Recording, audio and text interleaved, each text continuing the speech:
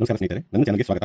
ಇವತ್ತಿನ ಒಂದು important question competitive exam ಕೇಳಿರೋದು. ಈ ಕ್ವಶ್ಚನ್ ಕಾಂಪಿಟೇಟಿವ್ ಎಕ್ಸಾಮ್ ಕೇಳಿರೋದು. ಇದನ್ನ ಸಿಂಪಲ್ ವೇಲಿ ನಾವು ಸಾಲ್ವ್ ಮಾಡೋಣ ಬನ್ನಿ. ಏನು ಕ್ವಶ್ಚನ್? ಒಂದು ಮೋಟಾರು ದೋಣಿಯು ಅಂದರೆ ಮೋಟಾರ್ ಬೋಟು ಹರಿವಿನ ಉದ್ದಕ್ಕೂ 1 ಗಂಟೆಗೆ 12 ಕಿಲೋಮೀಟರ್ಗಳಷ್ಟು ಮತ್ತು ಹರಿವಿನ ವಿರುದ್ಧವಾಗಿ 6 ಕಿಲೋಮೀಟರ್ಗಳಷ್ಟು ಚಲಿಸುತ್ತದೆ. ನಿಶ್ಚಲ ಅಂದರೆ ಸ್ತಬ್ಧ ನೀರಿನ ಈ ದೋಣಿಯ ವೇಗ ಎಷ್ಟು ಅಂತ ಕೇಳಿದ್ದಾರೆ. ಅಂದರೆ ವಿತೌಟ್ ವಾಟರ್ ಇಲ್ಲದೆ, ವಾಟರ್ ಮೂವ್ಮೆಂಟ್ ಇಲ್ಲದೆ, ಅದನ್ನ ನೀರಿನ ಮೂವ್ಮೆಂಟ್ ಇಲ್ಲದೆ ಈ ದೋಣಿ ಎಷ್ಟು ಕಿಲೋಮೀಟರ್ ಚಲಿಸುತ್ತದೆ ಅಂತ ಹೇಳಿ. ಸೊ ಸಿಂಪಲ್ ಆಗಿ ನೋಡಬೇಕು. ಹರಿವಿನ ಉದ್ದಕ್ಕೂ ಅಂತ ನೋಡಿದ್ರೆ ಫಸ್ಟ್ ಆನ್ಸರ್ ಮಾಡಿದಾಗ ಏನು ಹರಿವಿನ ಉದ್ದಕ್ಕೂ ಅಂತ ನೋಡೋಣ. ಉದ್ದಕ್ಕೂ ಅಂದರೆ ಏನು? ದೋಣಿ ಏನಿರುತ್ತೆ ನಿಶ್ಚಲ ಪ್ಲಸ್ ನೀರು ಸಹಾಯ ಮಾಡ್ತಿದ್ದು. ಉದ್ದ ಅಂದ್ರೆ ನೀರು ಯಾವ ಕಡೆ ಮಾಡ್ತಿದೆ ಆ ಕಡೆ ದೋಣಿ ಹೋಗೋದನ್ನ ಹರಿವಿನ ಉದ್ದ ಅಂತೀವಿ. ಹರಿವಿನ ವಿರುದ್ಧ ಅಂದ್ರೆ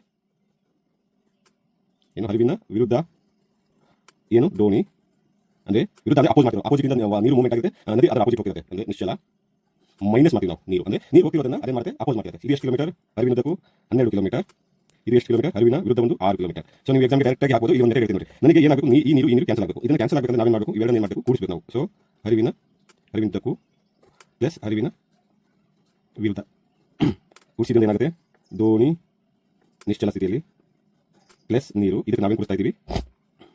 ದೋಣಿ ಅದ್ಯಾವುದು? ನಿಶ್ಚಲ ಸ್ಥಿತಿಯಲ್ಲಿ ಮೈನಸ್ ನೀರು. ಸೊ ಇವೆರಡನ್ನ ನಾನು ಕ್ಯಾನ್ಸಲ್ ಮಾಡ್ಕೊಂಡ್ರೆ ಏನಾಯ್ತು ನನಗೆ? ಇದು ನೋಡಿ, ದೋಣಿ 2 ಸಲ ಬಂದಿದೆ. ಸೊ 2 ಸಲ ಏನು? ದೋಣಿ ನಿಶ್ಚಲ 12 ಕಿಲೋಮೀಟರ್ ಪರ್ ಅವರ್, ಇದು 6 ಕಿಲೋಮೀಟರ್ 1 ಗಂಟೆಗೆ ಅಂತೇಳಿ. ಸೊ ಇದು ಈಕ್ವಲ್ ಟು ಹರಿವಿನ ಉದ್ದಕ್ಕೂ ಪ್ಲಸ್ ಹರಿವಿನ ವಿರುದ್ಧ. ಇದನ್ನ ಕೂಡಿಸಿದ ಎಷ್ಟು? ಹರಿವಿನ ಉದ್ದಕ್ಕೂ ಎಷ್ಟು? 12 ಕಿಲೋಮೀಟರು ಪ್ಲಸ್ ಹರಿವಿನ ವಿರುದ್ಧ 6 ಕಿಲೋಮೀಟರ್. ಸೊ ನನಗೆ ಬೇಕಿರೋದು ಇದಷ್ಟೇ. ಸೊ ಹಾಗಾಗಿ ಎರಡನ್ನ ನಾವು ಕಳ್ತೀವಿ. ದೋಣಿಯನ್ನು ಹೋಗಿರೋದು ನಿಶ್ಚಲ ಸ್ಥಿತಿಯಲ್ಲಿ, ಯಾವುದೇ ನೀರು ಸಹಾಯ ಮಾಡಬಾರ್ದು ನಿಶ್ಚಲ. ಸೊ ಎಷ್ಟಾಯ್ತು ನನಗೆ? 12 ಪ್ಲಸ್ 6 ಡಿವೈಡ್ ಬೈ 2. ಸೊ 12 6 ಅಂದರೆ 18 kilometre per hour divide by 2. 2 1 2 9 ಅಂದರೆ 9 ಕಿಲೋಮೀಟರ್ ಪರ್ ಅವರಿಗೆ ಹೋಗುತ್ತೆ. ಸೊ ಇದು ನಿಮಗೆ ಅರ್ಥವಾಗುವಂತ ಎಕ್ಸಾಮ್ಗೆ ಏನು ಮಾಡ್ತೀರಾ ನೀವು? ಡೈರೆಕ್ಟ್ ಹರಿವಿನ ವಿರುದ್ಧ. ಸೊ ಏನು ಮಾಡಬೇಕು ನಾವು? 12 ಕಿಲೋಮೀಟರ್ ಅಪೋಸಿಟ್ 6 ಕಿಲೋಮೀಟರ್ ಬೈ 2 ಮಾಡಿಬಿಡಿ ಡೈರೆಕ್ಟ್ ಆಗಿ. ಅವಾಗ ದೋಣಿ ನಿಶ್ಚಲ ಬಂದಿರುತ್ತೆ. ದೋಣಿ ಯಾವ ಸ್ಟೇಟಲ್ಲಿ ಇರುತ್ತೆ? ನಿಶ್ಚಲ. ಸೊ ಅವಾಗ ನಿಮಗೆ ಏನು ಬರುತ್ತೆ? 9 ಕಿಲೋಮೀಟರ್ ಬರುತ್ತೆ.